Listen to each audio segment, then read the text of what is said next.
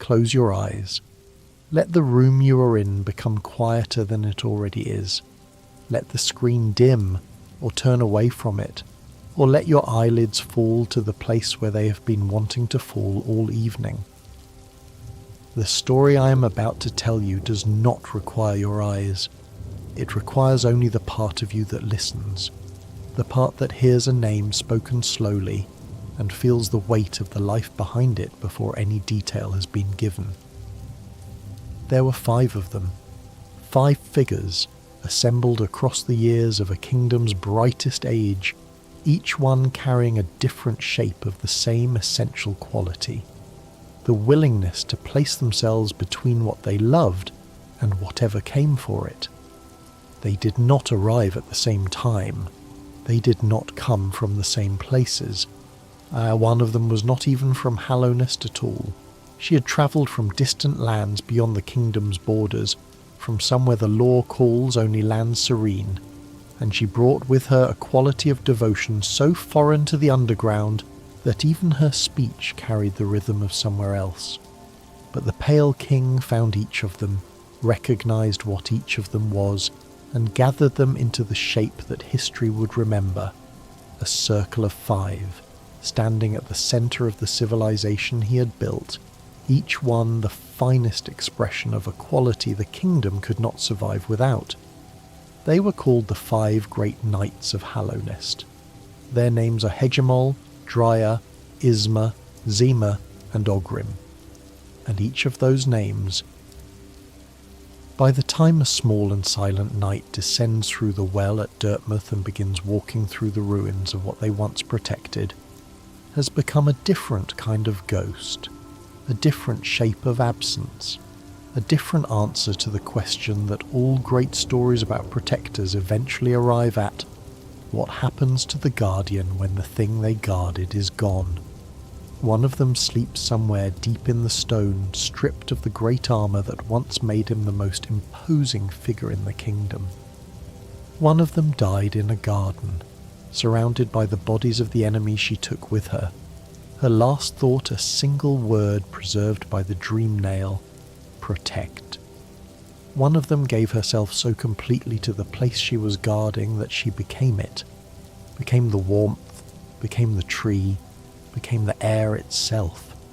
One of them stands in a hidden room in the resting grounds, cloaked in grey, holding a flower she cannot carry to its destination, asking a stranger to do what grief will not let her do herself. And one of them is still there, still himself, still waiting in the royal waterways with a loyalty so total that the ruin of everything he served has not diminished it by a single degree. Get comfortable. Let the weight of the blanket settle across you the way warmth settles across still water. Let your breathing slow to whatever pace your body has been waiting to find. I am going to tell you everything about the 5 great knights of Hallownest, every detail the game preserves, every implication the ruins contain, every quiet, devastating answer to the question of what became of them. This will take a while. That is the point. Before we begin, I want to speak with you directly for just a moment. If you are here, if you found this video and you are listening to it now, letting this story carry you toward the edge of sleep, then you are exactly the kind of person this channel was made for. You are someone who loves these worlds beyond the edges of the screen, someone who feels the architecture of a beautifully built game the way certain people feel weather, in the texture of every room, in the quality of silence between one area and the next, in the particular weight that settles over you when you sit still long enough to notice how carefully everything was placed. Some of you know Hollow Knight intimately. You know the sound of rain in the City of Tears, the particular blue-grey quality of the light in the resting grounds, the way Ogrim's laughter echoes through the pipes of the royal waterways. You can place every bench, every breakable wall, every hidden passage. Some of you are arriving here for the first time. Some of you have listened to other videos in this series, the Dreamers, the Pale King, the entire lore of the vessel. and you are here to find that same quality of quiet again, in the company of the warriors who stood at the kingdom's heart. Wherever you are arriving from, welcome. If this kind of video is useful to your nights, if the combination of a world you care about and a voice that moves through it slowly and carefully helps you find the rest you're looking for, I would be grateful if you subscribed. Not because the number matters on its own, but because subscribing tells the system that this kind of content is worth showing to other people. There are listeners out there right now who would spend 2 hours letting someone walk them through the lore of Hallownest's greatest nights, slowly, lovingly, with the kind of care that these stories deserve, and they do not yet know this video exists. Subscribing helps them find it. And if something in the telling reaches you, if a detail you had forgotten returns with unexpected weight, if a name lands differently than you expected it to, leave a comment, one word, a name, the name of the knight whose story stayed with you longest. Every comment is read, every one of them matters. The story will be here whether you do any of this or not, but if you come back I am glad. Now let us begin. They did not start as a category.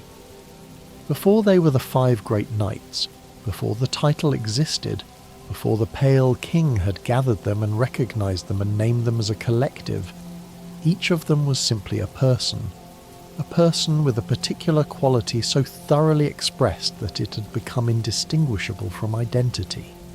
A person whose orientation toward the world was so complete, so fully committed, that the word knight was less a rank conferred upon them than a description of something they already were. The Pale King understood this. He was a being of extraordinary perception, a higher being, an ancient worm who had shed his vast and terrible form to become something smaller, something with hands that could shape, and a mind that could plan, and a voice that could give the gift of thought to creatures who had never thought before. And he had built Hallownest from nothing. He had taken the scattered instinctual insects of the deep underground and granted them consciousness, the capacity to think, to remember, to dream, to build, to love. He understood what consciousness was. He understood its qualities, its textures, its specific vulnerabilities. And he understood, when he looked at certain individuals, that what he was seeing was not simply talent or strength, or even courage. What he was seeing was character, the deep structural quality of a self that has organized itself entirely around a single commitment. He found 5 of them, 5 beings whose commitment to the protective function was so total, so thoroughly woven into every aspect of who they were, and that the Pale King looked at each of them and understood, this is not someone who protects because they have been assigned to protect. This is someone who protects because protection is what they are. The assignment does not create the quality. The assignment recognizes it, names it, gives it a context in which it can be expressed at its fullest scale. He named them the 5 great knights of Hallownest, and what each of them was, the specific irreducible quality that made each of them irreplaceable, is the story we're going to tell tonight. Let us begin with Hegemol. Hegemol was enormous. This is the first thing anyone would have noticed about him, and the last thing that should define him, because size is the most visible quality a being can possess, and visible qualities are the easiest to mistake for essences. Many large things are not remarkable. Hegemol was large and remarkable, but the remarkableness was not a simple consequence of the largeness. It was more that the largeness was a physical expression of something internal, that the scale of his body reflected the scale of his commitment, the way certain people seem to grow into the exact shape of the thing they have decided to be.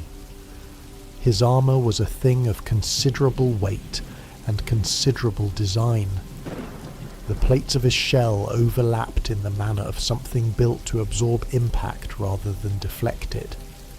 Where lighter armor turns a blow aside, redirecting force into a direction where it can do less damage, Hegemol's armor took the blow directly. It accepted the full energy of a strike and distributed it across a surface dense enough to hold that distribution without breaking. He was not quick. He was not agile in the manner of Drya, who we will come to. He was not subtle in the way of Isma. He was a waltz, an immense, deliberate, choosing wall, the kind of defensive presence that changes the geography of a fight simply by existing within it. In any room Hegemol stood in, the primary fact of the room was Hegemol. Other things were present. Hegemol was the room's definition. But here is the thing that matters most about Hegemol, and it is quieter than the armor suggests. His most important quality was not the enormity. It was a patience, a steadiness, a capacity to remain in a situation requiring endurance for exactly as long as the situation required endurance, without the corrosive psychological cost that prolonged waiting exacts from almost everyone else. Hegemol could hold a position, and not just physically but temperamentally, with genuine comfort. He did not suppress impatience. Impatience requires a background desire for things to be different than they are, and from what the lore preserves of Hegemol, he simply did not experience time in that restless mode. He was at home in duration. He could sit with the long, quiet stretch of an assignment the way certain trees sit with the long, quiet stretch of a season, not resisting it, not enduring it in the way that implies suffering, but inhabiting it as naturally as breathing. This is rarer than it sounds. The capacity to endure without the slow anger at endurance that most endurance involves is a specific and unusual gift, and it was Hegemol's most fundamental characteristic, more fundamental than the shell. More fundamental than the enormous physical presence that made him the most immediately recognizable figure in any gathering. This shell gave the endurance a practical form. The temperament made the endurance genuine. The Pale King understood what he had found. A figure like Hegemol is rare in any kingdom. His presence on a contested border or a threatened passage was not merely tactical. It was atmospheric. The knowledge that Hegemol was holding a position changed the quality of what was happening there. Enemies recalculated, allies steadied.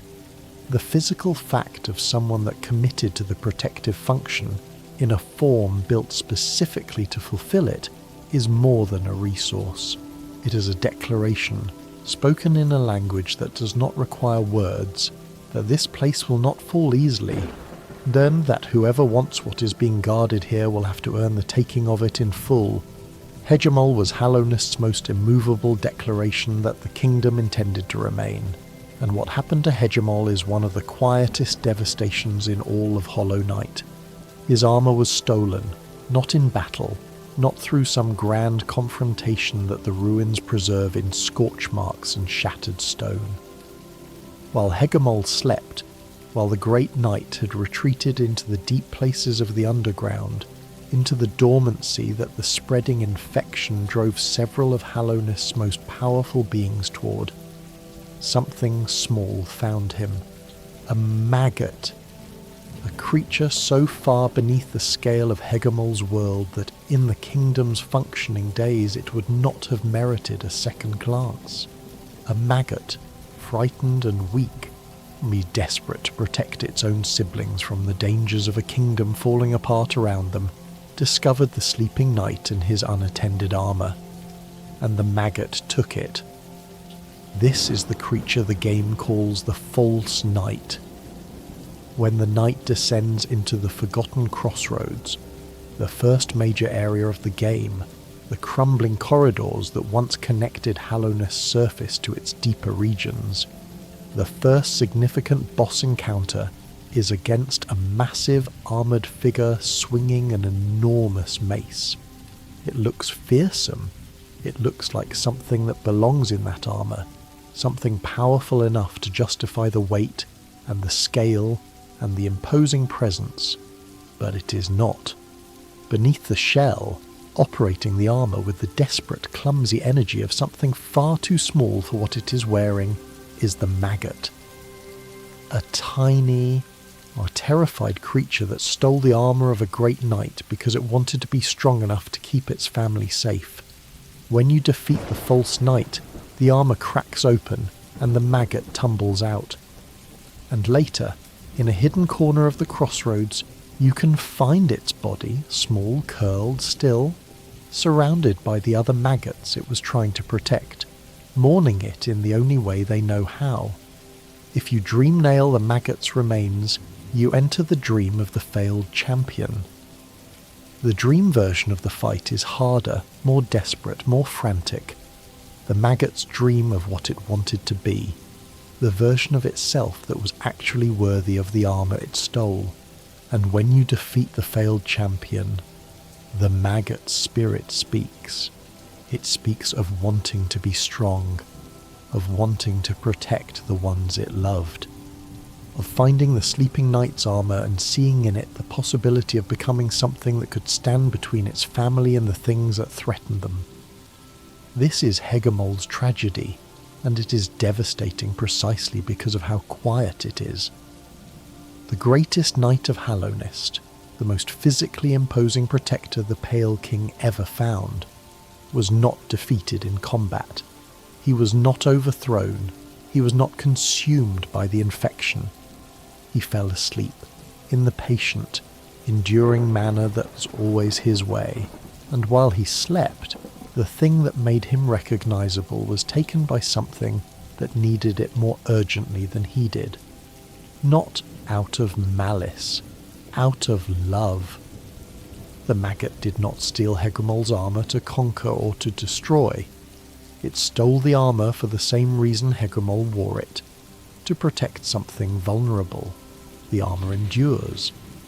Hegemol, wherever he sleeps in the deep stone, does not wear it. The knight who was Hallownest's most irrefutable wall has been separated from the shell that expressed that quality, and the shell has gone on to serve a different creature's version of the same purpose, and the creature that wore it died trying to be what Hegemol was, and failed, because what Hegemol was could never be transferred by transferring the armour. The patience, the steadiness, the genuine comfort in duration, none of that lives in the plates of the shell.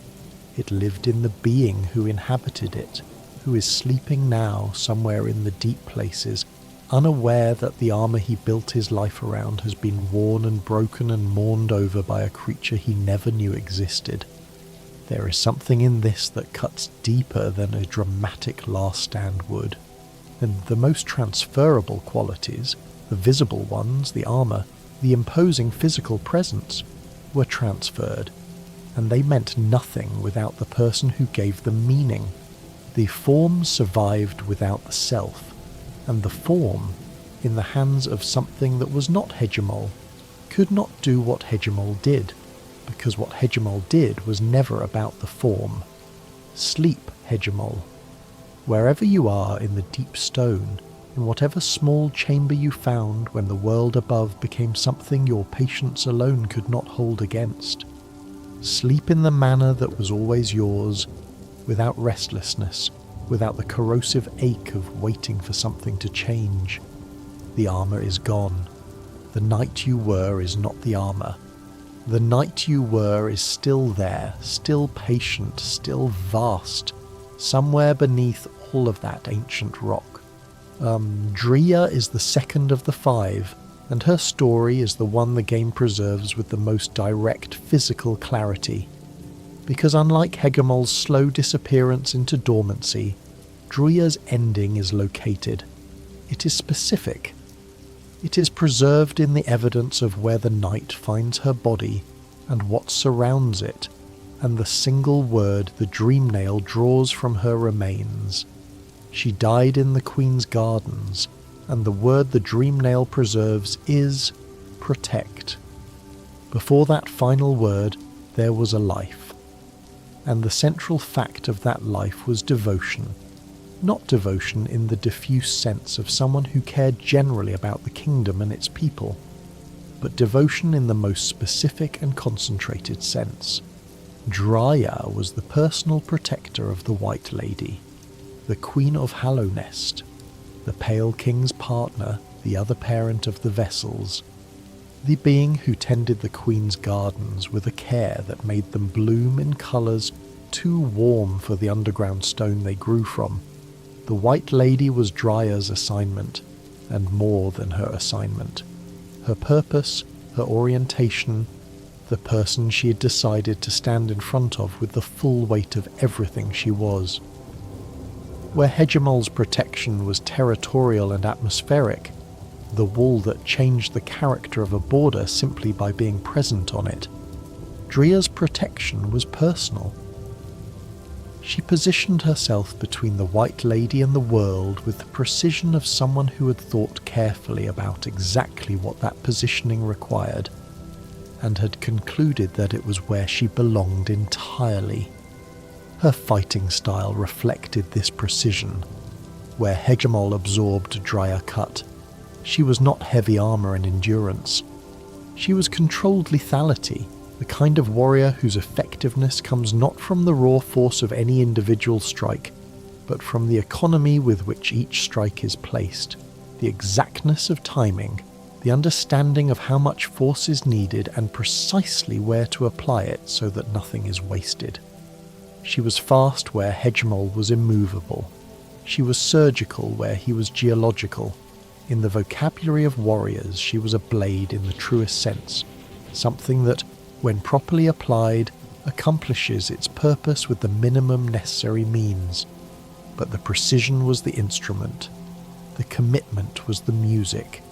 Drya had decided, at some point in her history, that the law does not detail for us, that the White Lady was worth the totality of her protection, that the Queen's project, the Queen's gardens, the Queen's continued presence in a kingdom falling apart around her, was worth standing in front of with everything Drya had. And that decision did not waver. Not when the infection began spreading through the kingdom's citizens, not when minds were hollowed and institutions failed and the Pale King withdrew further and further from the physical world, first to the distance of a king managing a crisis, then to the sealed chambers of the White Palace, then to the dream realm itself. Drya held her position even as the thing she was positioned to protect became harder and harder to reach, harder and harder to articulate as a coherent purpose in a world that was losing coherence everywhere. She held it all the way to the end. The Queen's gardens are beautiful. This needs to be said plainly, because the beauty is part of what Drya died defending. The gardens are the White Lady's domain, a region of the underground where flowers bloom in the wrong colours for the stone they grow from, where pale silk hangs between branches in patterns that suggest intention rather than accident, where the air carries a warmth that has no external source, only the biological temperature of concentrated, deliberate growth. In a kingdom becoming a ruin, orange corruption pooling in the eyes of hollowed citizens, the sound of the infection spreading like a slow tide through every district and corridor. The Queen's gardens were anomalous. They were still tended, still growing, still beautiful in the specific, purposeful way of a place that someone has decided will be beautiful regardless of what is happening everywhere else. The White Lady was still there, sealed in a seed pod at the garden's far edge, breathing slowly, aware, waiting. And Drya stood between her and whatever came. What came was the traitor lord. The Mantis tribe had always held themselves apart from Hallownest. Proud, self-governing, martial in ways that predated the Pale King civilization and owed nothing to it, they inhabited the fungal wastes in a state of careful independence. They were not enemies of the kingdom. They were not subjects of the kingdom. They were something the kingdom had made space for because making space was easier than making war, and that arrangement held through the years of stability because stability is excellent at maintaining the arrangements built into it. The infection destabilized everything, and in the destabilization, a faction of the Mantis tribe broke from the others. The Traitor Lord led those who chose to accept the infection's power, not from devotion to the Radiance perhaps, but from the increasingly common logic of creatures in crisis. Whatever force is spreading through the kingdom is the force worth aligning with, and resistance is a luxury that only the unafraid can afford. The Traitor Lord led his followers to the Queen's gardens, and Drya met them. The game does not show you her death. It shows you its evidence. When the knight reaches the area near the White Lady's chamber, Drya's body is there, lying among the corpses of traitor mantises she killed before she fell. She did not go quietly. She did not go easily. The bodies around her are the record of a fight that cost the attackers dearly. That made them pay for every step they took toward the person Drya had spent her life standing in front of. She held them. She held them for as long as her body could hold anything. And then she could not hold them anymore, and the word the dream nail draws from her remains is the word that was always the center of who she was. Protect. Not a name, not a farewell, not a message to anyone, just the function, just the single, irreducible purpose that had organized her entire life, spoken as a final thought by a mind that had room for nothing else in the moment of its ending. She was still protecting when she died. She was still oriented toward the White Lady, still between the Queen and the threat, still doing the thing she had decided to do, all the way to the last instant in which doing anything was possible. And there is a specific kind of completeness in Drya's story that is not comfortable but is whole. She expressed her life's commitment to its fullest possible extent. Nothing was held in reserve, nothing was preserved at the expense of the function. She was the blade she had chosen to be, all the way to the end, and the end found her exactly where she would have chosen to be found, in the gardens near the Queen, among the enemies she had made pay for coming. The White Lady does not know Drya is dead. She remains in her sealed pod, breathing slowly, tending the roots that spread through the garden's soil, unaware that the warrior who spent a lifetime standing between her and the world is no longer standing. This detail is not stated with emphasis in the game. It is simply present. So in the way that the most painful details in Hollow Knight are always simply present, left for you to notice, left for you to sit with, left for the quiet to carry. Sleep, Drya. The gardens are quieter now. The flowers still grow. The silk still hangs between the pale branches. The White Lady still breathes in her pod, still tending what she has always tended. The things you died to preserve are still here, still in the shape you gave your life to keep them in. Whatever you protected long enough. Then there is Isma, and Isma's story requires the most patience to understand, because what happened to her does not resemble the kinds of endings that words like death, or defeat or retreat are built to describe. Isma was changed, completely, irreversibly, biologically changed, transformed from a knight into something that is no longer a knight in any recognizable sense, but is still, in the deepest and most essential way, performing the function a knight performs. She became a grove. Let me begin where her story begins, which is not with transformation but with place. She was the guardian of the passage through the royal waterways, the vast flooded pipe system that lies beneath the City of Tears, carrying the water that falls endlessly through that city's streets down into the deeper regions of the underground. The waterways are hostile in the way that abandoned infrastructure becomes hostile. Dangerous creatures have colonized the pipes, acid has pooled across the floors, and the particular darkness that gathers in enclosed systems when maintenance stops has settled over everything. Moving through the waterways is punishing. The acid burns, the enemies are relentless, the corridors are narrow and disorienting and full of things that would rather you were not there. But there is a place in the waterways called Isma's Grove, and Isma's Grove is different from everything around it. The grove is warm, not with the warmth of an external heat source, not with the warmth of proximity to magma or mechanical function, but with the warmth of something alive, the biological temperature of a concentrated mass of living, growing things. There is a great tree at the grove's centre. It fills the available space with the specific quality of presence that very old trees possess. Not threatening, not passive, but present in the manner of something that has been in the same place for so long that the place has organised itself entirely around it.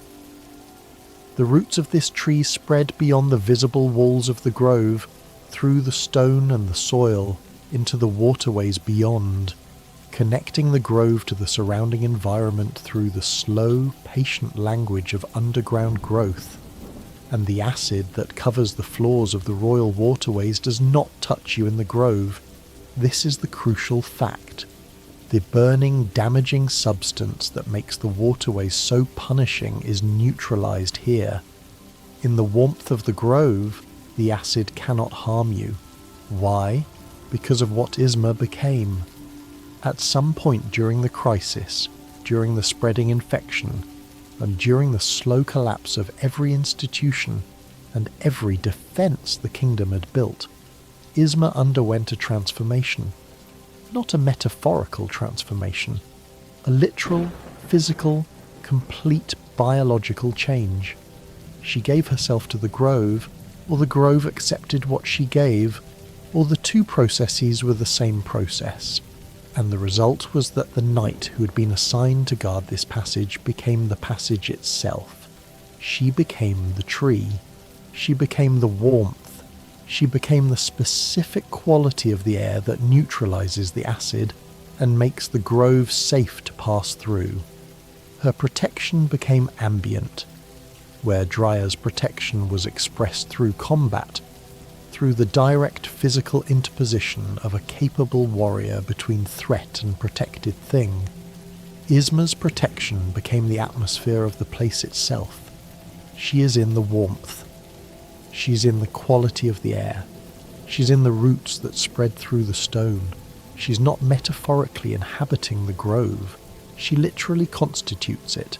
Her essence, her biological identity, her self, dispersed into the living structure of a place that now carries her protection as its most fundamental property. If you find the Isma's tear, the droplet of essence that the grove contains, drawn from whatever Isma became when the transformation was complete, the acid of the waterways cannot harm you anywhere. Not in the grove, not in the corridors beyond it, not in any acid-filled passage in the entire kingdom. You carry her protection with you. A piece of what she gave, encapsulated in a single droplet, travelling with the night wherever the night goes, rendering harmless what would otherwise be lethal. Her sacrifice extends beyond the boundaries of the place she sacrificed herself for. This is the most thorough and most permanent expression of a guardian's commitment in all of Hollow Knight. Not fighting until death, not retreating into sleep, not holding a post until the post can no longer be held, becoming the thing you are protecting, so completely that the distinction between protector and protected dissolves, so thoroughly that the protection does not require your continued personhood to function. There is no longer a warrior and a grove. There is simply a grove that was once a warrior, and the difference between those two things has been erased by the completeness of the giving. Was it a choice? This is the question the lore leaves open, in the careful, deliberate way that Hollow Knight leaves its most important questions open. The transformation is so total, so biologically final that it is difficult to imagine it occurring without some form of intention. The grove would not have simply absorbed a night by accident. Something in the process required consent, a willingness, at minimum, to be changed, a decision not to resist what the grove was capable of doing to a being devoted enough to it. But the crisis also created circumstances that may have made the transformation less a free choice than a necessary one. The infection was spreading. The waterways were becoming increasingly dangerous. The passage through the grove, connecting the upper kingdom to the ancient basin and the regions below, was structurally essential to anyone who still cared about the possibility of Hallownest's survival. If conventional defense was not enough, if the acid and the creatures and the spreading corruption together amounted to a challenge that no sword-bearing guardian could sustain, then perhaps what the situation demanded was something beyond a sword-bearer, something that could make the environment itself the defense. Isma became the environment, and she is still there. This is the fact that separates her story from the others in its emotional register. Drya is dead. Hegemol sleeps, separated from his armour. Ze'mer grieves in her hidden room in the resting grounds. Ogrim waits in his chamber in the waterways, but Isma is present. Not as a knight, not in any form that resembles what she was before the change, but as an organism, as a great tree, not as the warmth and the acid-free air and the specific quality of safety that makes the grove the only gentle place in the entire hostile waterways. She's still guarding the passage. The waterways still require the Isma's tear to navigate without damage. She's still performing the function she was assigned to perform, in the form that the assignment ultimately required her to take. There is something in this that holds both tragedy and a strange, quiet wholeness.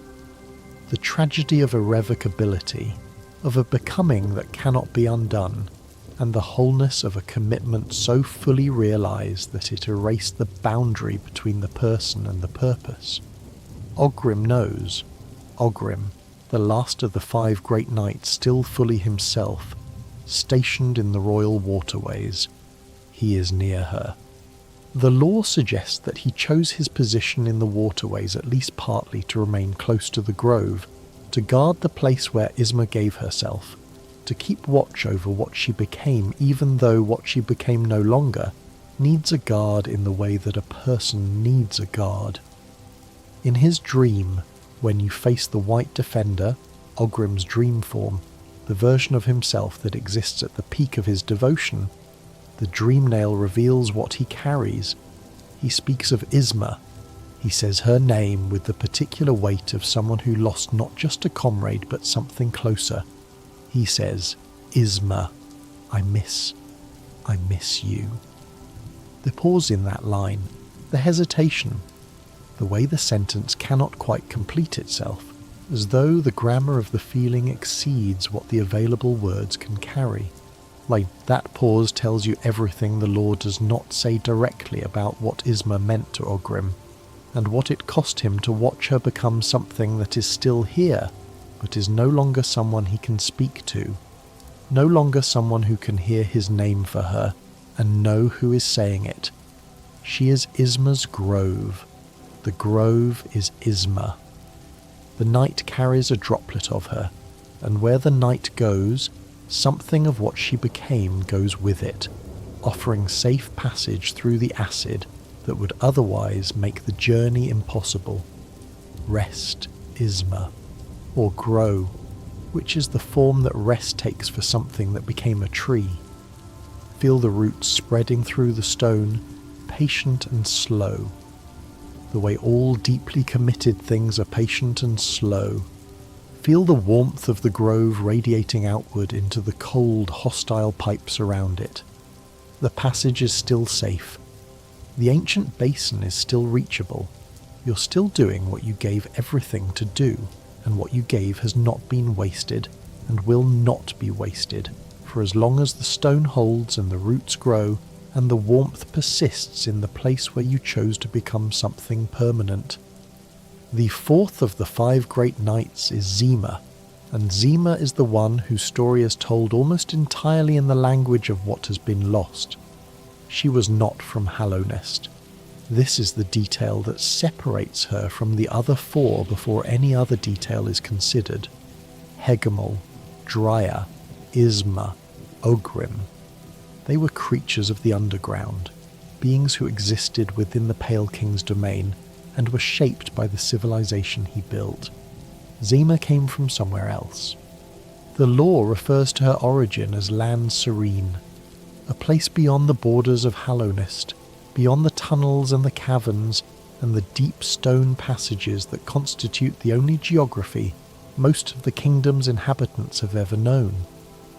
She travelled from those distant, unnamed lands to the underground kingdom, and she brought with her something that no native of Hallownest could have brought. The perspective of someone who chose this place, who was not born into it but arrived at it, who looked at what the Pale King had built and decided it was worth serving, who committed herself to a kingdom that was not her homeland with a particular intensity that choosing sometimes has over belonging. Her speech, as preserved in the game, carries the cadence of someone speaking a language that is not entirely her own. Either she uses words in arrangements that feel translated, the grammar of a mind that formed its thoughts in one tongue and is expressing them in another. This is not presented as a flaw. It is presented as a quality, the specific texture of a person who has crossed a great distance to be where she is and who carries the distance in the rhythm of her voice. The Pale King recognized what she was. Among the many things he understood, consciousness, devotion, the specific qualities that make certain beings into something more than the sum of their capabilities. He understood that Ze'mer's foreignness was not incidental to her value. It was part of it. She saw Hallownest with the eyes of someone who had known other places, and that perspective gave her a kind of clarity that natives, however devoted, cannot always achieve.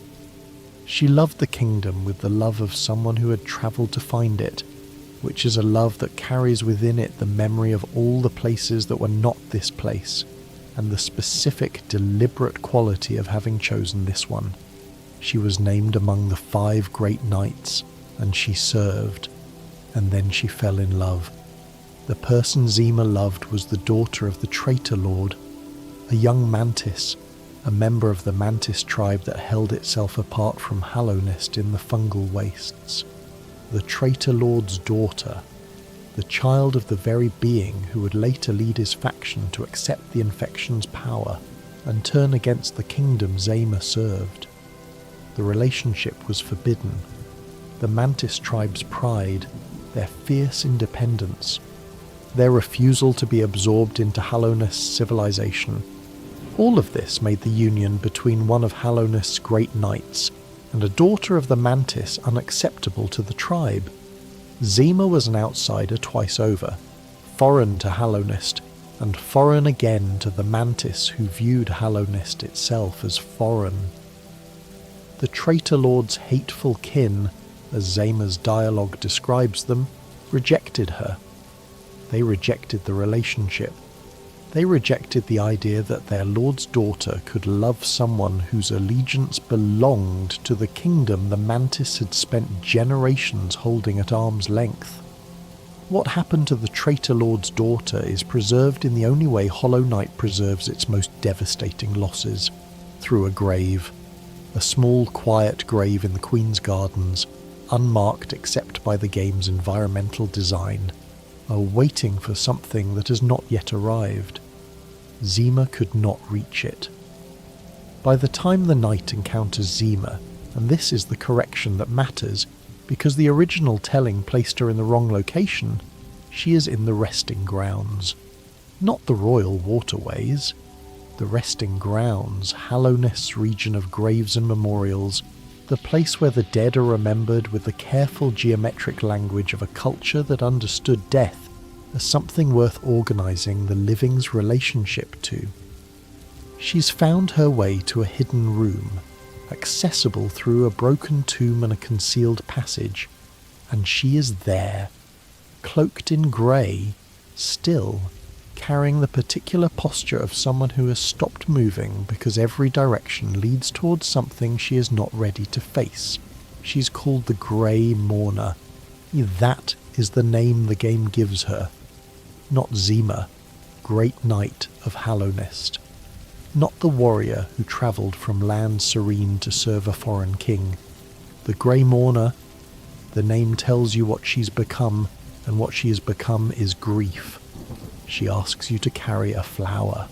The flower is a delicate flower, a pale, fragile bloom of the kind associated with the Pale King's domain, the specific anomalous flowers that appear in Hallownest in defiance of the underground's ordinary biology. Ze'mer has one. She wants it carried to the grave of the person she loved, the traitor lord's daughter, buried in the Queen's gardens, and the carrying is the quest. The delicate flower cannot survive damage. If the knight takes a single hit while carrying it, the flower shatters. If the knight attempts to use the stagways or any form of fast travel, the flower is lost. It must be carried by hand, carefully, through hostile terrain, past enemies who do not care about the fragility of what you hold, across distances that the game's design makes deliberately challenging to cross without taking damage. The quest demands patience, precision, and a willingness to move slowly through spaces your muscle memory has trained you to move through quickly. This is one of the most beloved optional experiences in all of Hollow Knight. Not because of the mechanical challenge, though the challenge is real, because of what it means. Think about who Ze'mer was. She was a great knight, one of 5 beings the Pale King considered his finest. A warrior capable of extraordinary things, someone whose skill and character placed her among the most formidable protectors the kingdom had ever known. She had travelled from distant lands to serve here. She'd fought for this kingdom. She had loved someone within it with the fullness of a heart that crossed a world to find what it was looking for, and now the kingdom is in ruins, and the person she loved is dead, and Ze'mer's entire remaining existence has been compressed by grief, by time, by the specific weight of a loss that no amount of capability can address, into a single gesture. One flower, one grave, one request to a stranger, because the stranger is the only one who can cross the distance she cannot cross. All the power, all the history, all the years of service and devotion, and the love that brought her from land serene to the underground kingdom of a Pale King, concentrated into a bloom that cannot survive a single hit. You carry it, where if you are patient, genuinely patient, attentive in the manner of someone who understands that what they are carrying matters more than how quickly they arrive, you can get it there, through the crossroads, through the gardens, past the enemies and the acid and the thorns, to the quiet grave where the traitor lord's daughter rests. And when you place the flower, something happens. The spirit of the traitor lord's daughter appears, a translucent figure, a mantis, gentle and still, and she bows. She bows to the knight who carried her lover's flower to her resting place. The gesture is small. The gesture is everything. Across the distance of death, across the hostility of a ruined kingdom, across the impossible gap between the living and the gone, the gesture arrives. The love was communicated. The flower reached its destination. When you return to Ze'mer in the resting grounds, something in her has shifted. Not into happiness. This is not the kind of grief that resolves into happiness, into a kind of relief. The errand was completed. The flower arrived. Whatever it meant to her to know that the bloom reached the grave, that the love was expressed, that the gesture was completed, that the gap between her and the person she lost was spanned for a single moment by a pale flower in a stranger's hands. That meaning is visible in the quality of her response. She does not become whole, but she becomes a little less alone in her carrying of the loss. The grief was witnessed in its indirect and specific way by the knight who carried the flower without fully understanding what they were carrying. And sometimes witnessing is the closest thing to healing that the world can offer. Ze'mer came from land serene. She travelled to Hallownest. She loved someone the kingdom's structures would not allow her to love freely. She lost that person to the same crisis that consumed the kingdom itself, and she carried the grief to the resting grounds, where the dead are remembered, and she stayed there, and she asked a stranger to do the one thing grief would not allow her to do herself. Love at the end of everything, not triumphant, not resolved, not the love that saves or restores or changes the outcome. Love as the most minimal possible thing that is still love, the insistence on finding some way, any way, to express what could not be expressed by the person who felt it, says carried across a hostile world by someone who did not need to understand it in order to deliver it. Some losses are too large to survive whole. Ze'mer survived in fragments, and the fragment that remained was love, which was always the most fundamental piece of who she was, the piece that brought her from distant lands to an underground kingdom, the piece that found the traitor lord's daughter and chose her, the piece that grief and ruin and the loss of everything else could diminish but could not extinguish. Sleep, Ze'mer, or mourn, which is the form that sleep takes for someone whose rest is haunted by a face they cannot stop seeing. Know that the flower reached the grave.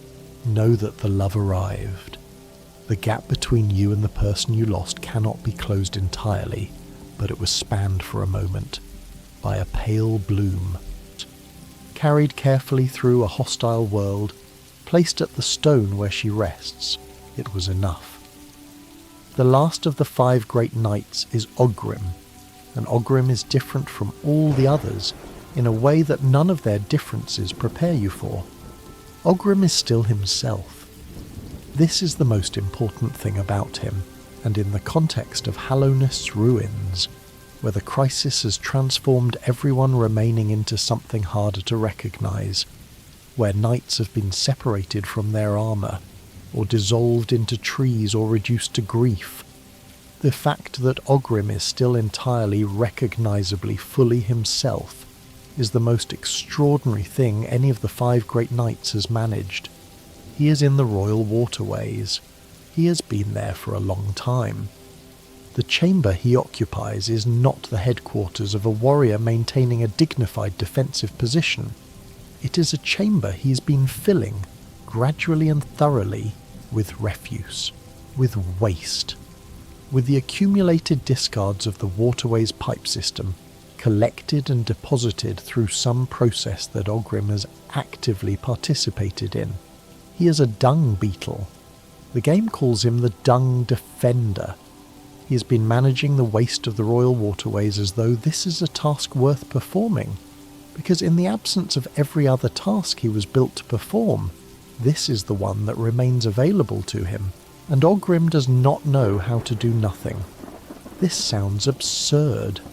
The lore knows it sounds absurd.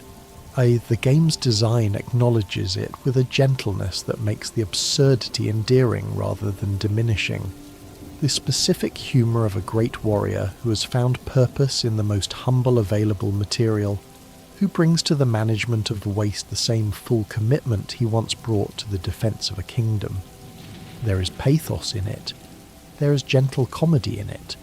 There is something that exceeds both pathos and comedy, and arrives at a quality that can only be called grace. The grace of someone who has lost everything except the capacity to do something, and who chooses to do that something completely. Underneath the surface, absurdity is the most emotionally direct story among all the 5 great knights. because Ogrim has the clearest relationship to his own loss. He knows what happened. He knows the kingdom fell. He knows the Pale King is gone. He knows his fellow knights are gone or transformed or sleeping or grieving in hidden rooms. He knows the function he devoted his life to. The protection of a living, thriving kingdom has no kingdom left to serve. He knows all of this, and he has not stopped. He cannot stop. Stopping is not a thing Ogrim knows how to be. He is warm. This is the word that best describes the specific quality of Ogrim's character, the thing that made the Pale King recognize him as one of the five, the thing that has sustained him through the ruin of everything he served. Where Drya's devotion was precise and purposeful, where Hegemol's endurance was patient and vast, where Isma's caring was expressed in the most total giving of self, Ogrim's warmth is direct, unmediated and completely without irony. He does not filter his enthusiasm through professionalism or cool detachment, or the particular emotional distance that some warriors adopt as a way of presenting themselves to a world that might mistake warmth for weakness. He is what he is, fully, without apology or qualification. He finds things magnificent. He calls things glorious with the frequency of someone for whom magnificence and glory are genuine experiences rather than rhetorical categories. When the knight encounters him, first in the combat that serves as the boss fight, then in the conversation that follows, Ogrim's response to both stages is authentic in a way that would be startling if it were not so evidently sincere. He fights with full commitment because the knight is a real opponent, and Ogrim does not do anything at less than full capacity. When the knight wins, Ogrim calls them magnificent, because being defeated by someone genuinely capable is, in Ogrim's understanding of the world, an honour rather than a humiliation. This is the quality that kept him surviving in the ruins when the others could not maintain themselves in the same way. Ogrim has not been hollowed by the crisis because the crisis has found nothing in him to hollow.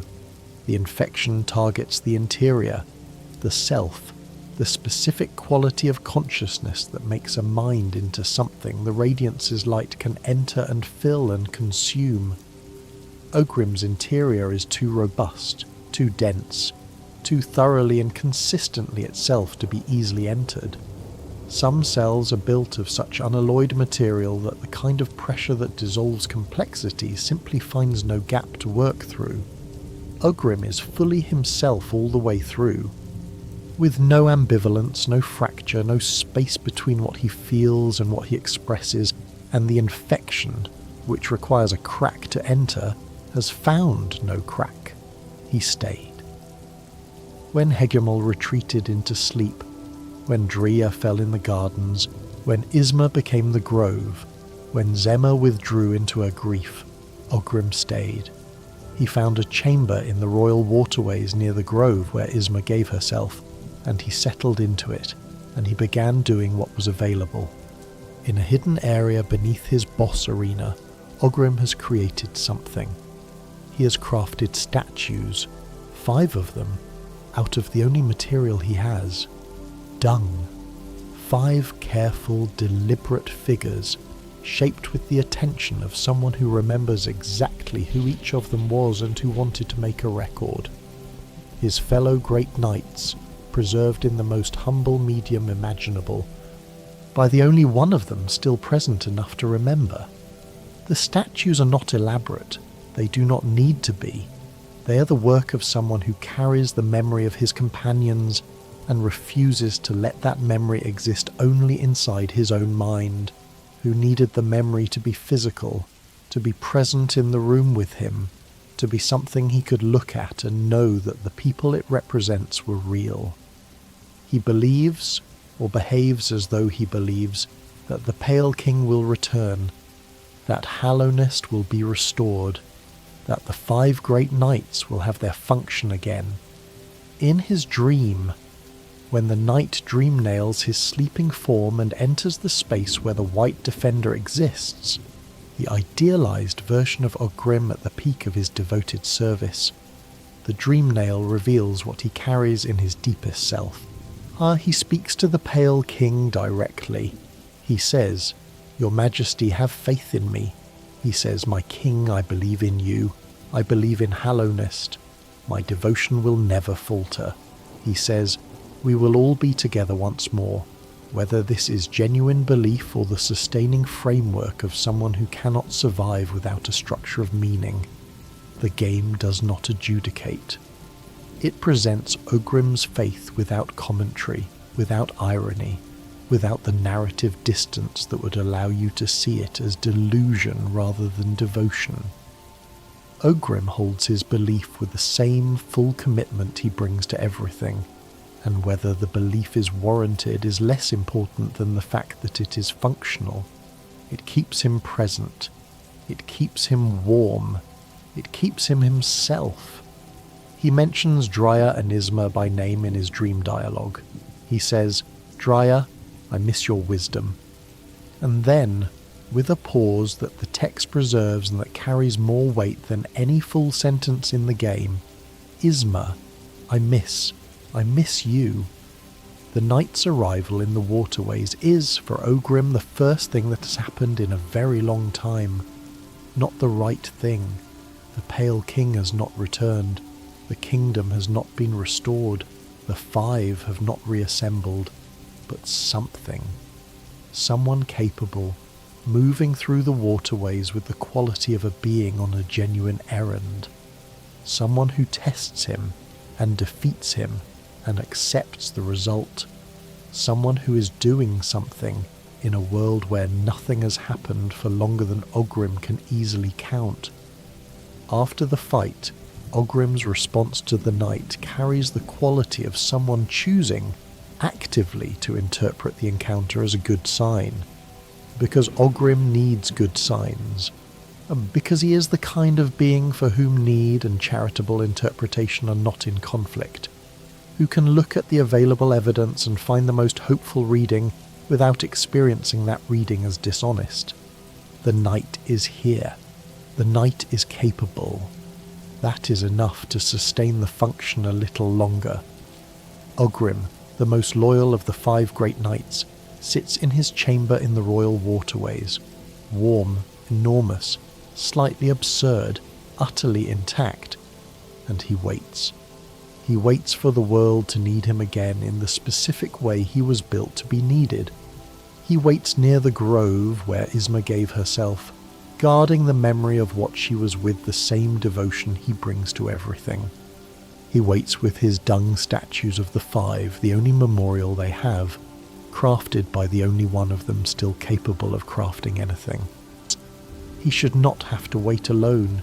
He should not be in a chamber of refuse rather than a hall of knights. He should have his king, and his companions, and the kingdom he served, and the function that gave his warmth something to be warm toward. But he does not have any of those things.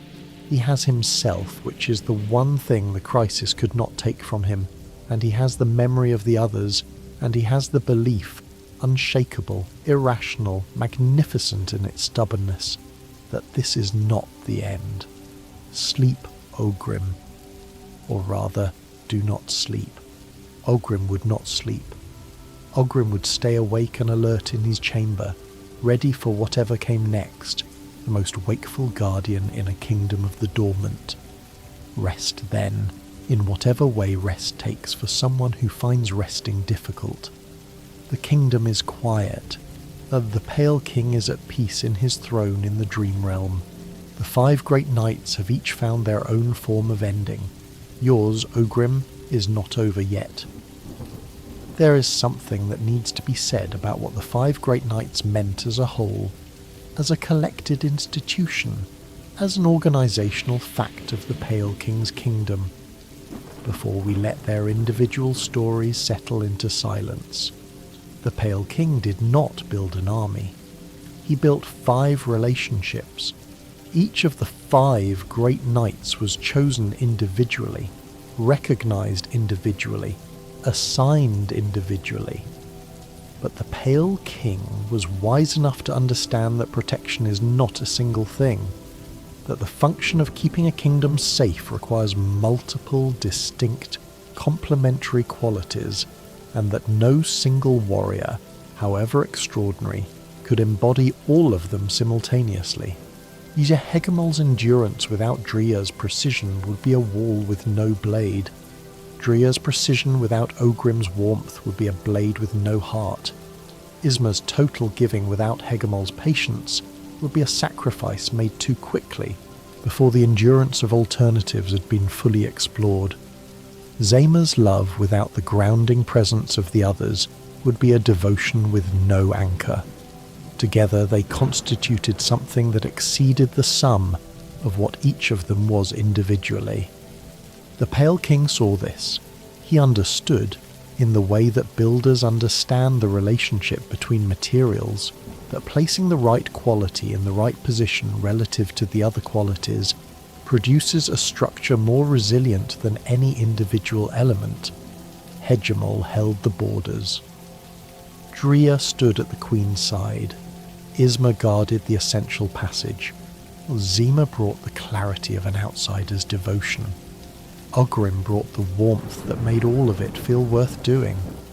5 qualities, 5 expressions of the protective function, each one complete in itself and each one made more complete by proximity to the others. Endurance, commitment, giving, love, warmth. The Pale King gave each of them an assignment that matched who they were.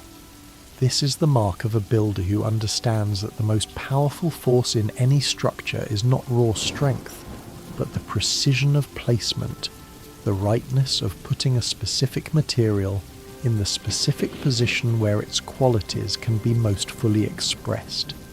He placed them well, and each of them became, through the assignment he gave them, more fully what they already were. The assignment did not create the quality. It gave the quality a context where it could be expressed at its fullest scale. And then the infection came, and the assignments failed to hold against a threat that no physical protection could fully address.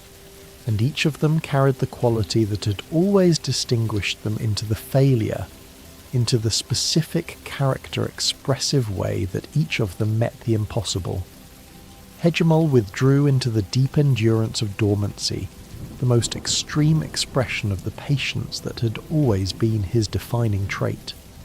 Drya fought to the absolute end of what fighting could accomplish, which is exactly what someone whose commitment was total and whose method was direct combat would do.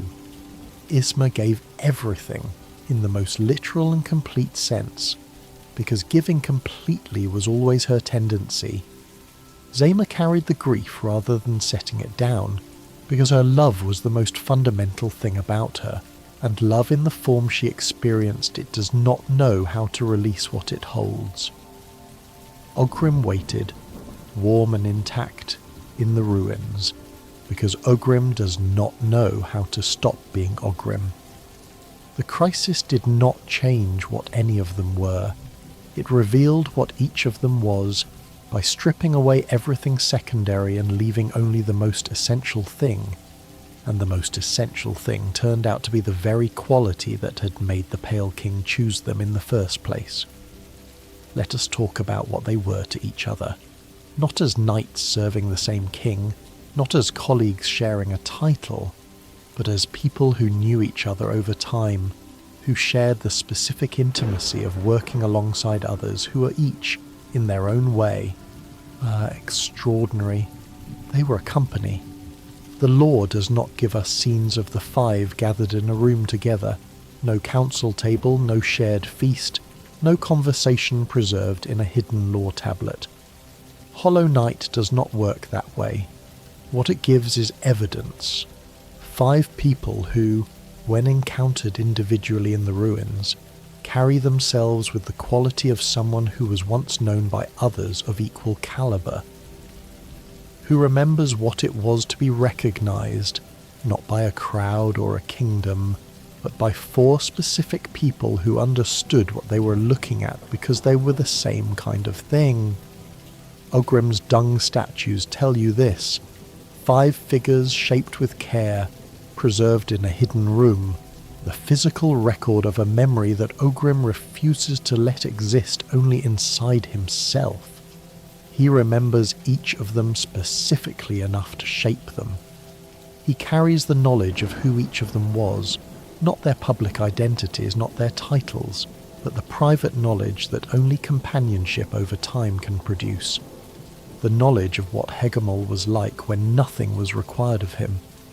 What Drya's humour was like when she was not being the White Lady's protector. How Isma's gentleness expressed itself in company, rather than in the act of giving herself to a grove. What Ze'mer's voice sounded like when she was speaking to people who accepted her foreign cadence as simply the way she spoke, without requiring translation or explanation. They had each other. This is the loss that runs beneath the visible losses of each of their individual stories. Ze'mer grieves the person she loved. Yes, but she also grieves the company she was part of. Ogrim waits for the Pale King's return. Yes, but what he is really waiting for, what his dream of the 5 reunited reveals, is the restoration of the 4 other people who knew him and were known by him. The loneliness of each of their endings is not simply the loneliness of separation from a function. It is the loneliness of people who genuinely knew each other, who were known in return, and who have been separated by circumstances that could not be negotiated with. The kingdom fell. The 5 of them could not fall together. And so each found their ending alone. Hegemol sleeping without his armour, Drya dying in the gardens without her companions beside her, Isma becoming the grove in solitude, Ze'mer mourning in the resting grounds, Ogrim waiting in his chamber with no one to wait with. They had been a 5. The crisis made them 5 separate ones. And the distance between a 5 and 5 ones is not mathematical but experiential. Not the count of members, but the quality of what exists between members when the number is right. Let us talk about what the ruins of Hallowness preserve of each of them, and what each preservation teaches about the nature of loss and what survives it. Hegemol's impression is the armour in the forgotten crossroads, the false knight's stolen shell, the great plates worn by something that did not earn them, and could not sustain what they were meant to carry. This teaches you that the externally visible aspects of a person can survive without the person. The shell endures when the self that inhabited it has retreated to somewhere the shell cannot follow. The reputation persists, the form persists, the work continues, in some diminished and unrecognizable version, and the worker is absent, and the absence is the more real of the two. Drya's impression is the Queen's gardens, the vulnerability they acquired when she fell, the evidence of the fight she fought, the body she left behind. This teaches you that some kinds of protection last only as long as the protector is alive. There is no residue of Drya in the gardens beyond the evidence of her having held them. She was entirely present while she was present, and when she was not present, there was nothing of her protection remaining. The dream nail gives you one word from her remains: protect. One word, and then nothing. This is the limitation of direct personal combat-based defense. It requires the defender's continued existence, and when the existence ends, so does the defense. Isma's impression teaches the opposite. It teaches you that protection can be made so thoroughly ambient, so completely woven into the fabric of a place, that it survives the protector's personhood entirely. Isma is in the grove in a way that will last as long as the grove exists. The Isma's tear will resist acid wherever the night carries it, long after Isma herself has dissolved into the biology of a great tree. The protection has been made structural rather than personal, and structural protection outlasts personal protection, though it costs more of the person who creates it. Ze'mer's impression teaches you that love survives everything else. Not the capability, not the combat skill, not the physical presence that made her a great knight. Those things diminished, in whatever way they diminished between the kingdom's height and the ruins the knight walks through. What remained was the love for someone specific, the stubborn, specific love that insists on finding an expression even when the most direct expressions have been foreclosed. The flower to the grave, the most minimal gesture of love that is still love, sustained past everything that should have ended it by the refusal of love to be the thing that goes. Ogrim's impression teaches you the simplest and most powerful thing. Some people endure because they are too thoroughly themselves to be changed. Ogrim in the ruins is Ogrim, the same warmth, the same directness, the same authentic commitment, the same willingness to fight at full capacity and call you magnificent when you win. He is not unchanged because nothing happened to him. Everything that happened to the kingdom happened to Ogrim, and the loss is visible in his situation, in the loneliness, in the humble chamber and the absent companions. But he is unchanged in himself.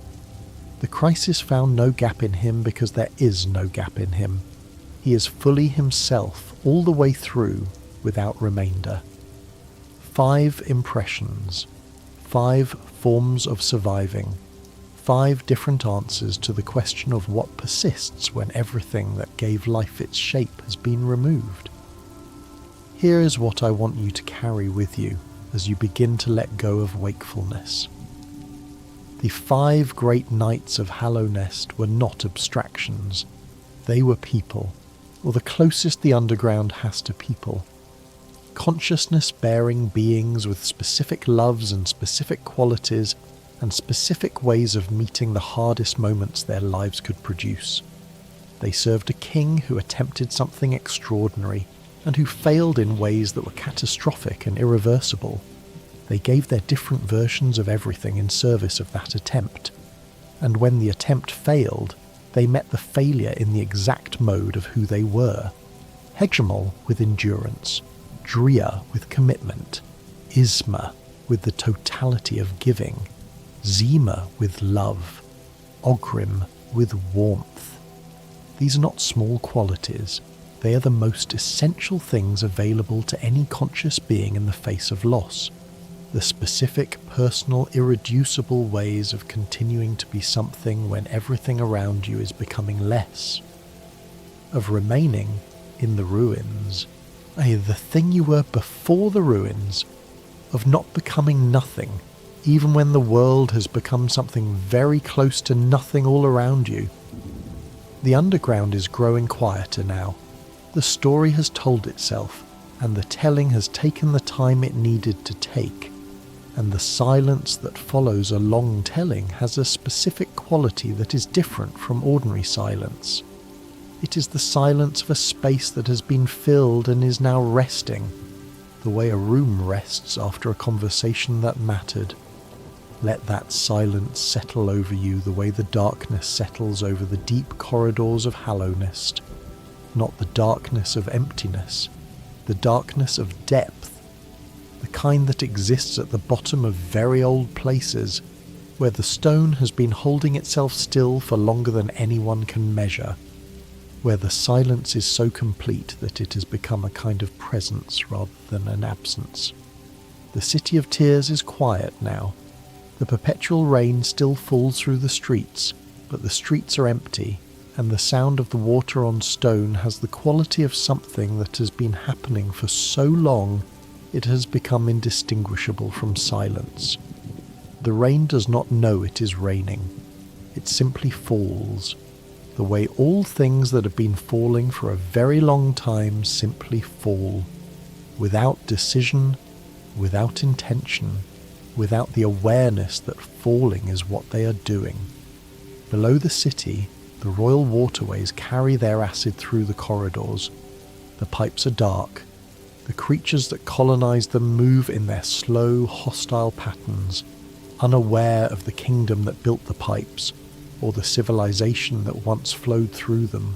Yeah, the waterways are doing what waterways do, carrying what needs to be carried, draining what needs to be drained, and the fact that no one is maintaining them anymore does not stop the function. Water finds its level, acid finds its channel.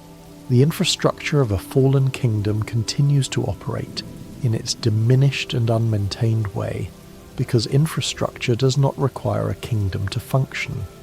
It only requires gravity, and gravity does not care about kings. In the warmth of Isma's grove, the great tree breathes, not in the way that lungs breathe, in the slower, deeper way that trees breathe, through the exchange of substances at the cellular level, through the patient intake and output of the elements that sustain growth. The roots spread through the stone, an inch at a time, a centimetre a year, connecting the grove to the surrounding waterways through the underground language of growth. Isma breathes. The grove breathes. They're the same breathing, and the breathing goes on, and the warmth radiates outward into the cold pipes, and the acid does not touch the passage, and the ancient basin remains reachable through the way she made safe. In the resting grounds, Ze'mer stands in her hidden room. The grey cloak hangs around her in the manner of something that has not moved in a very long time. She's thinking of the flower, perhaps, or of the grave, or of the person buried there, the traitor lord's daughter, the young mantis whose love was the most important thing Ze'mer ever held, and whose loss is the heaviest thing she carries now. The flower is at the grave. The spirit of the traitor lord's daughter appeared and bowed. The gesture was completed. Something in the vast and unclosable gap between the living and the dead was communicated. Ze'mer breathes in the resting grounds the way the bereaved breathe everywhere, slowly, carefully, with a particular attention to the act of continuing that grief demands. Continuing is not automatic for someone carrying what she carries. Continuing is a choice, made again each moment, and the flower quest is the evidence that she has chosen to continue, that the love is still strong enough to generate action even when the action is as small as asking a stranger to carry something fragile. In his chamber in the royal waterways, Ogrim is awake. He is always awake, or seems to be, the most alert presence in a kingdom of the dormant and the dreaming. His warmth radiates from the chamber the way all genuine warmth radiates, not because it is directed, not because it chooses where to go, but because warmth is what it is, and what it is does not know how to be less than itself. The pipes around his chamber are slightly warmer than the pipes elsewhere. The darkness in his corner of the waterways is slightly less dark. These are small differences. They are the differences that a single, warm, loyal, fully intact person makes in a world that has lost almost everything else that was warm and loyal and intact. He is near the grove. He has positioned himself, deliberately or through the gravity of devotion, close to the place where Isma became what she became. Whether he visits the grove, whether he sits at the edge of the warmth and feels the presence of someone he can no longer speak to, the game does not say. But the proximity is not accidental. In a waterway system that extends in every direction, Ogrim chose this chamber. He chose to be near her. He chose to guard the passage she guards, to add his own protection to the ambient protection she provides, to be present in the vicinity of someone who is present in a form he cannot reach. And somewhere, deep in the stone, far below everything that has a name and a corridor and a place on Cornifer's maps, Hegemol sleeps. The patient night, the enduring night, the wall that held its position, until position itself became something the world could no longer define.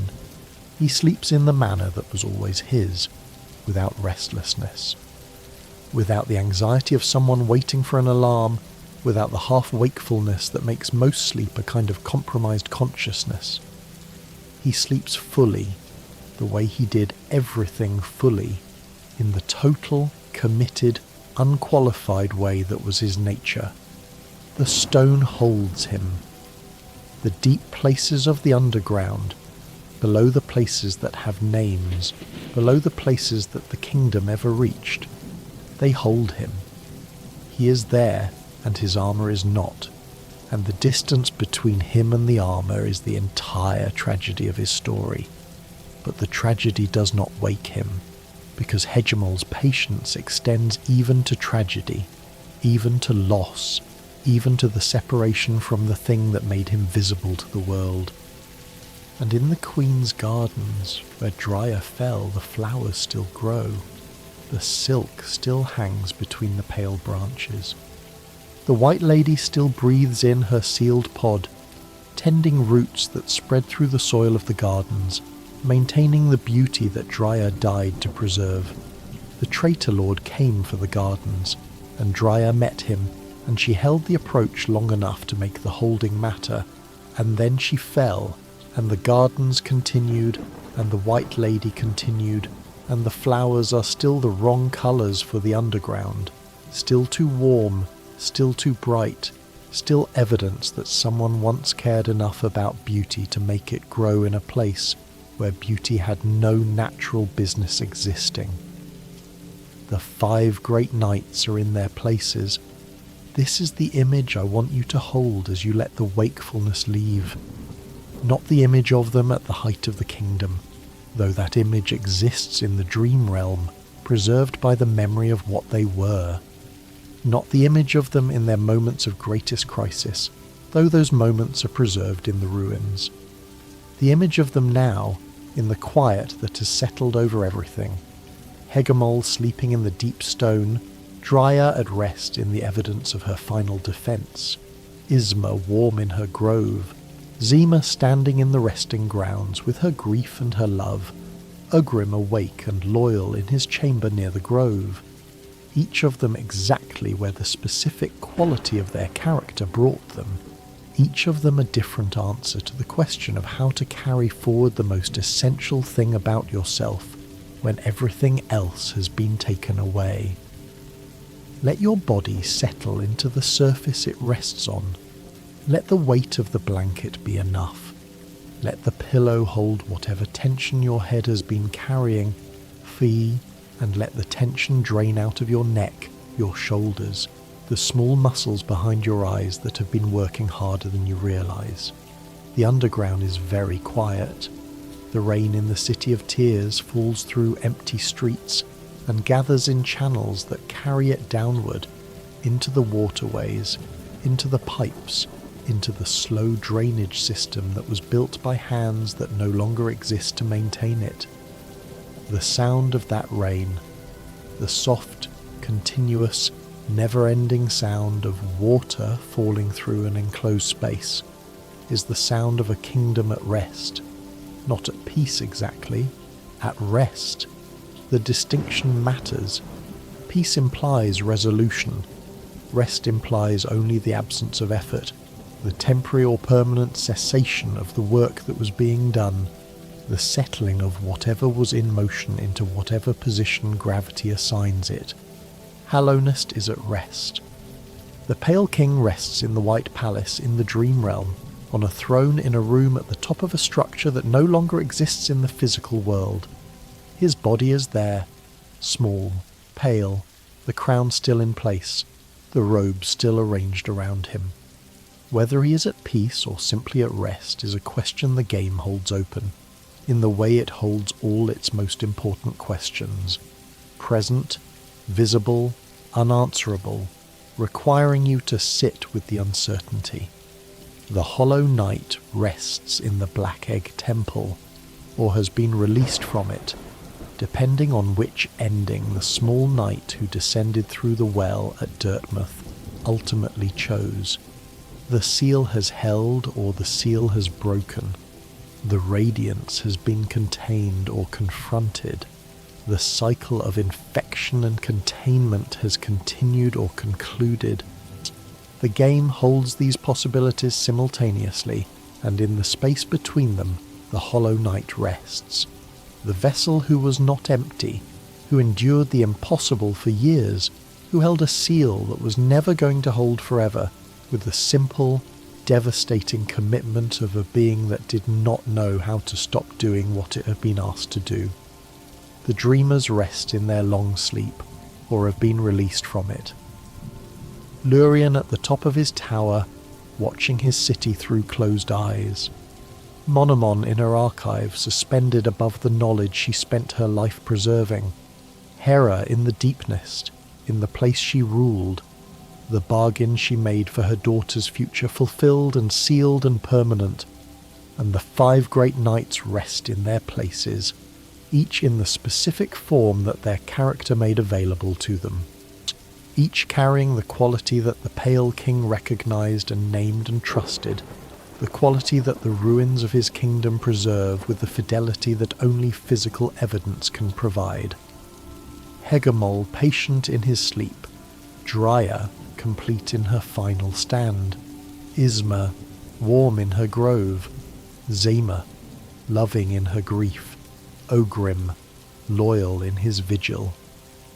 The darkness of the underground is very old. It was here before the Pale King arrived, before the worm shed his ancient body at the edge of the world and became something smaller, something with hands, something that could build. Before the first insect received the gift of consciousness and looked around with new eyes and thought a thought for the first time. The darkness was here, in the deep places, in the stone and the silence, holding the space that the kingdom would eventually fill and would eventually empty again. The darkness is patient. It does not push. It does not hurry. It simply occupies whatever space is left unoccupied, the way water fills whatever container holds it, the way silence fills whatever room is not being spoken in. The darkness has been waiting for the kingdom to finish being a kingdom, and now the kingdom is finished, and the darkness has settled back into the spaces it held before, gently, without triumph, without any particular feeling about what happened in the interim. This is the darkness you are falling toward as sleep approaches. Not the anxious darkness of uncertainty, not the threatening darkness of something that wants to harm you, but the patient, ancient, holding darkness of a place that has existed for longer than anything that has happened within it. The darkness at the bottom of the abyss, where the void pools in its still black water.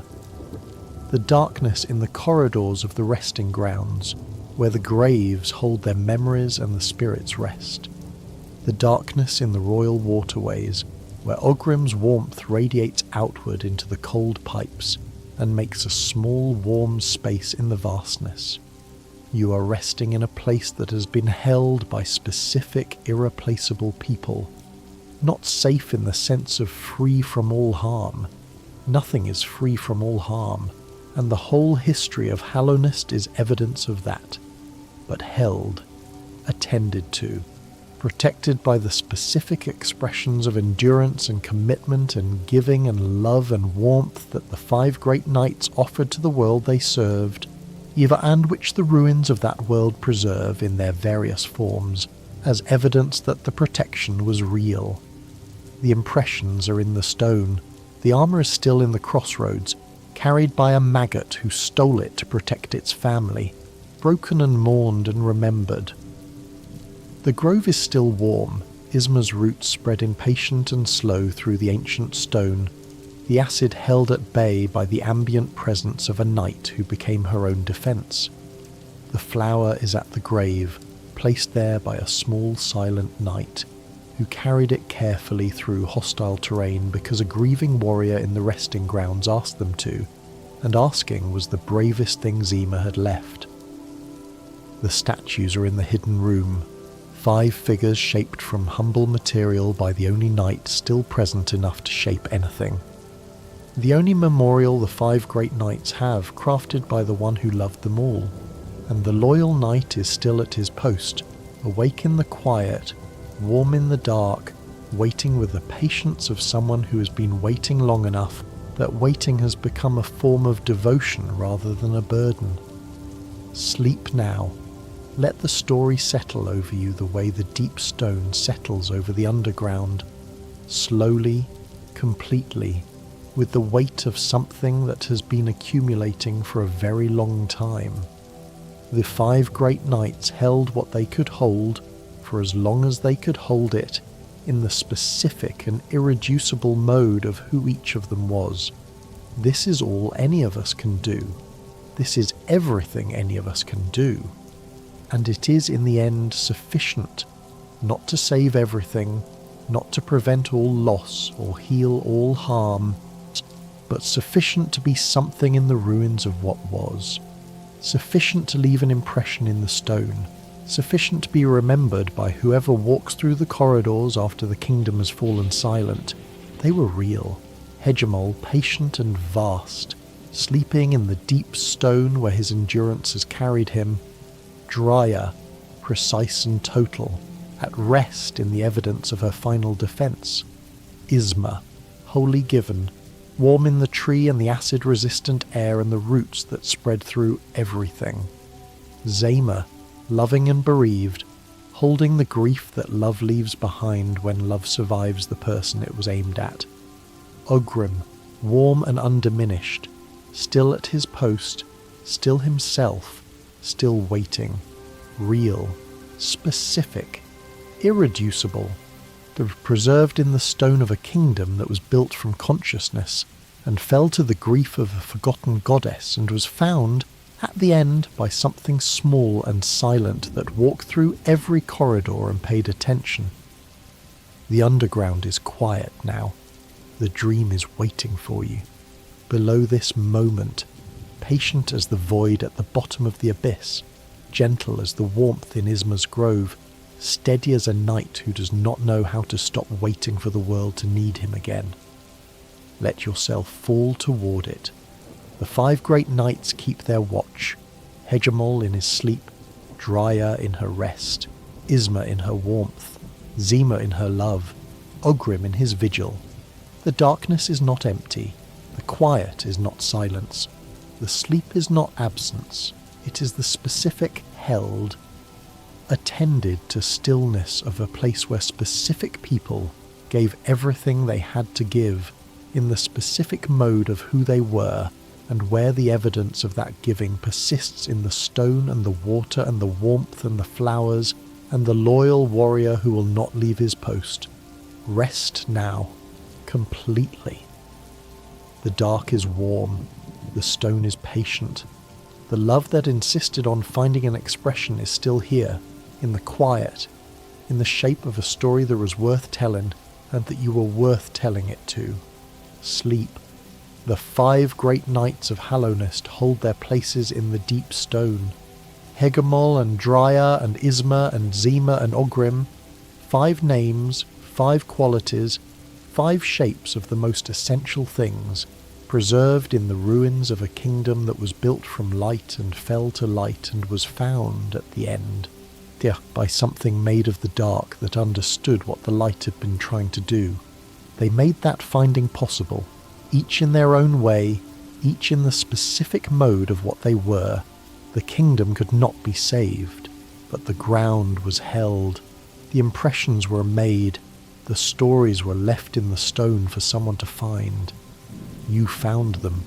Now rest. The underground is very quiet.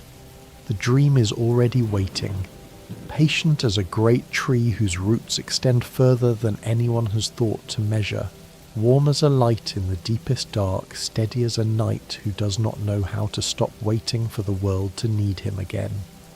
Fall into it. Keep the warmth. Keep the endurance.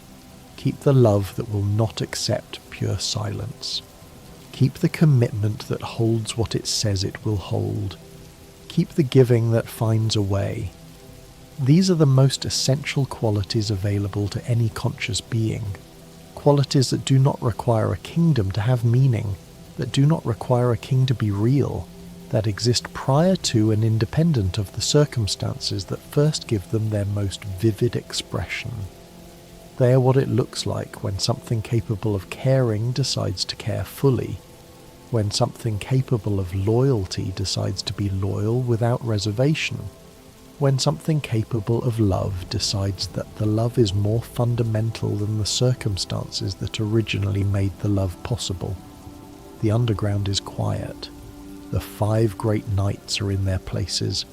Whatever comes next for Hallowist, whatever grows in the ruins, whatever stirs in the silence, whatever the ending made possible that the kingdom's height could not have imagined, begins from the ground that the 5 great nights prepared, by choosing each in their own mode not to be nothing when everything around them was becoming close to nothing, by holding what they held in the way they held it for as long as they could. That ground is still here. You are resting on it. Let me stay with you a little longer. The story is told, but the quiet that follows the telling is part of it. The way the silence after music is part of the music. The way the stillness after a long journey is part of the journey. Let me walk you through the kingdom one more time, slowly, in the present tense, in the way that someone might walk through a place they loved and wanted to remember exactly as it is. The well at Dirtmouth is dark. The village above the kingdom is almost entirely empty.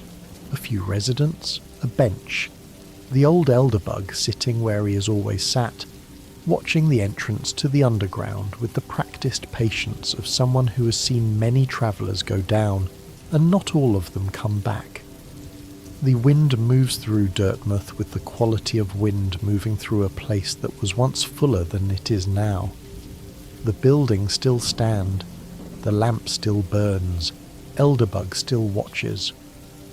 Above the village, the sky exists, the ordinary sky of the surface world, with clouds and weather and the kinds of light that the underground has never seen. The surface does not know about Hallowist. The surface has forgotten, if it ever knew, that a civilization exists below its feet, carved from pale stone, built by a king who was once a worm, inhabited by beings who were given the gift of thought, and who used that gift to build something beautiful and fragile and doomed. Below the well, the forgotten crossroads extend in every direction. The corridors are wide and crumbling and inhabited by creatures that move in the slow, dangerous patterns of things that have been here long enough to consider the place their own. The false knight's arena is here, the wide chamber where the maggot in Hegemol's stolen armour fought the knight, where the armour cracked and the small creature tumbled out, where the dream of being strong enough to protect a family met the reality of a body too small for the aspiration. The arena is quiet now. The armour is broken. The maggot is mourned by its siblings in a nearby room. Hegemol's shell, which travelled from the sleeping knight to the desperate maggot to the arena floor, rests here, the most travelled artefact of the 5 great nights, the physical record of 2 different beings' versions of the same desire, to be large enough, strong enough, present enough to keep safe the things that mattered. Further down, through passages that descend through layers of carved stone and pale architecture, the City of Tears opens. The city is vast, the largest single inhabited area the kingdom ever built, and the one that best preserves the ambition of what Hallowist was trying to be.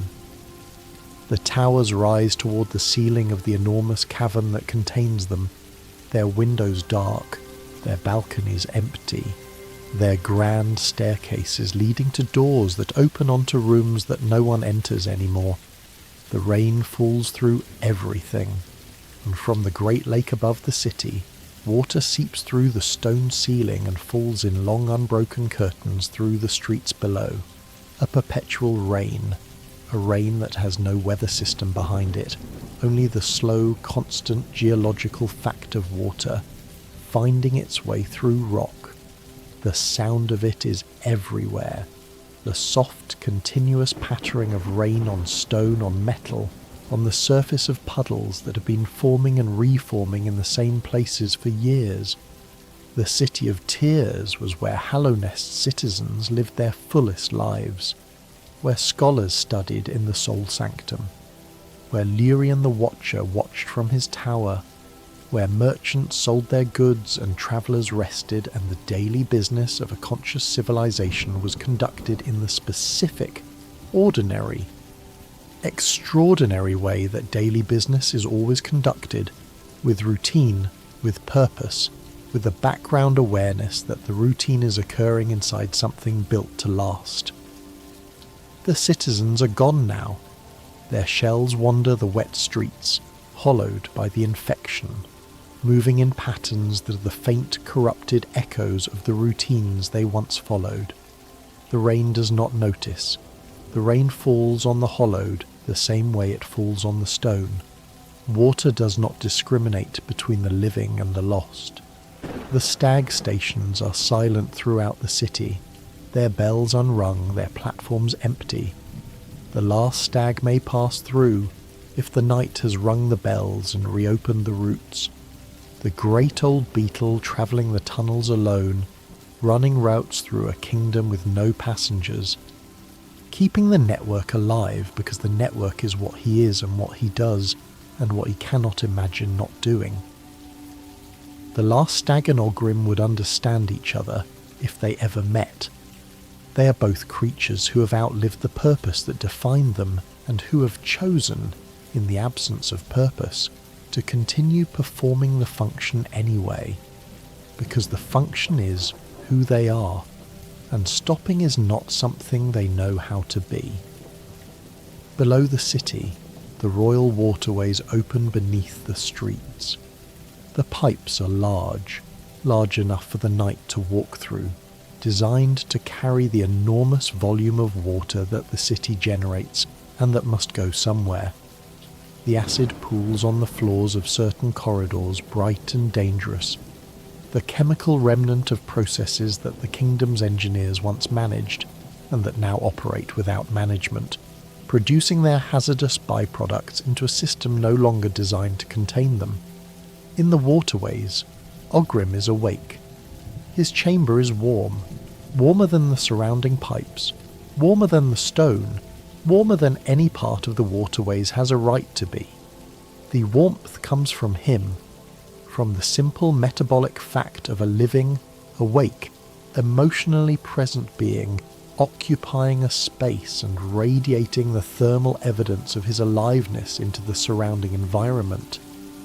He is not doing anything exactly. He is being. He is being Ogrim, which is a full-time occupation that requires no external stimulus and produces no external product, but which fills the chamber with a quality that the game's design conveys through the specific way his arena feels different from every other room in the waterways. There is life here. There is someone here. In a kingdom of the absent, there is someone present, and the presentness radiates. Near Ogrim's chamber, through passages that the acid makes dangerous, Isma's grove holds its warmth. The great tree fills the ceiling of the chamber, its canopy pressing against the stone, its roots spreading downward and outward through the walls into the waterways beyond. The air in the grove is different from the air in the corridors, warmer, more humid, carrying the faint biological scent of concentrated growth. The acid that pools on the floors of the waterways does not pool here. The boundary is invisible but absolute, a line past which the burning substance simply ceases to burn, as though the grove's atmosphere neutralizes it on contact. Isma is in this. Isma is this. The warmth and the neutralization and the great tree and the roots and the specific quality of safety are all her. The dispersed, transformed, ambient expression of a night who gave herself so completely that the distinction between the giver and the gift dissolved. The Isma's tear sits at the heart of the grove, the droplet of essence that carries her protection wherever the night takes it. The tear is small, the way all the most powerful things in Hollow Knight are small. It fits within the knight's inventory the way a charm fits, the way an ability fits, the way a single concentrated expression of someone's total sacrifice can fit into the pocket of a small silent traveller who may not fully understand what they are carrying. The tear resists acid. It resists it everywhere, not just in the grove, but in every acid-filled corridor in the kingdom. Isma's protection, concentrated into a single droplet, extending across the entire geography of hallowness through the body of whoever carries it. In the resting grounds, above the waterways, in the region where the graves hold their quiet and the spirits drift through the memorial spaces the kingdom built for its dead, Ze'mer is still in her hidden room. The grey cloak, the stillness, the particular quality of a grief that has been carried for so long it has become indistinguishable from the person carrying it. She's not waiting for anything. Exactly. She is not moving toward anything. She is inhabiting the grief the way the grove inhabits the waterways, completely, permanently, with the settled quality of something that has found the form it will take for the rest of its duration. The flower is at the grave. In the Queen's Gardens, in the region where Drya fell, and the White Lady still tends her roots, the delicate flower rests on the stone above the traitor lord's daughter. It is a pale bloom, fragile, incongruous in the green and overgrown landscape of the gardens. It should not be here. It should not have survived the journey. Flowers this delicate do not survive journeys through kingdoms full of hostile creatures and acid-flooded corridors and the particular challenges of carrying something breakable through a world that does not care about what you are carrying. You must, But it is here. Because Ze'mer asked, and the knight carried, and the carrying was careful enough, and the patience was sufficient, and the love that motivated the request generated, in the stranger who fulfilled it, enough precision and enough care to bring the flower through intact. The flower is at the grave. The spirit of the traitor lord's daughter appeared and bowed. The communication was made. The love arrived at its destination. In the Queen's Gardens the flowers continue to grow. The White Lady breathes in her sealed pod, maintaining the slow biological processes that keep the gardens alive, that keep the beauty growing in the wrong colours for the underground. Drya's body rests near the White Lady's chamber, surrounded by the traitor mantises she killed in her final defence. The dream nail, if pressed to her remains, yields the word that was always the centre of everything she was. Protect. One word. The most complete possible summary of a life that was organised around a single function, and that expressed that function to its absolute end. The gardens are quieter than they were when Drya was alive. The defence she provided is gone. Personal, active, combat-based defence that required her continued existence and ended when her existence ended. But the gardens persist. The beauty persists. The White Lady persists. The things Drya died to keep alive are still alive, tended now by the Queen herself, in the sealed solitude of a pod that does not know the warrior outside it has fallen. And deep below everything, below the crossroads, below the city, below the waterways, below the ancient basin where the White Palace once stood in the physical world, the stone holds its silence. The deep places of the underground, where the names on Cornifer's maps give way to unnamed rock and unmapped darkness, hold whatever they hold. Hegemol is somewhere in this depth. The patient night, the vast night, the enduring night, sleeping in a chamber no one has found, stripped of the armour that defined his silhouette to the world, resting in the most extreme expression of the patience that was always his most fundamental quality. He sleeps the way the stone sleeps, without urgency, without the dream of waking, without the anxiety that most sleepers carry even in their deepest rest. He is at rest in the fullest sense of the word, a being whose relationship to duration was always comfortable, as resting in a duration that may not end. The stone holds him gently. The deep places of the world, which were here before the kingdom and will be hereafter, hold him the way all deep places hold the things that come to rest in them, without judgment, without opinion, with the simple physical fact of enclosure and the particular quiet that exists at the bottom of very old, very deep, very still things. Sleep now. The 5 great nights of Hallownest are in their places. The kingdom is quiet. The ruins hold the evidence of what was built and what was lost and what, in 5 specific and irreducible ways, survived. Hegemol, patient in the deep stone. Drya, complete in the gardens. Isma, warm in the grove. Ze'mer, loving in the resting grounds. Ogrim, loyal in the waterways. 5 names, 5 qualities. 5 different shapes of the same fundamental decision, to be something fully in the face of everything that makes being something difficult.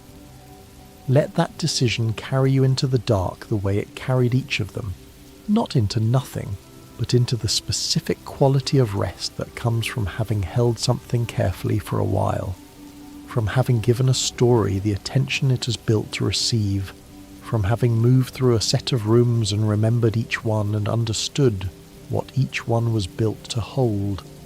The 5 great nights held what they could hold, in their own modes, in their own forms, for as long as what they were holding required holding.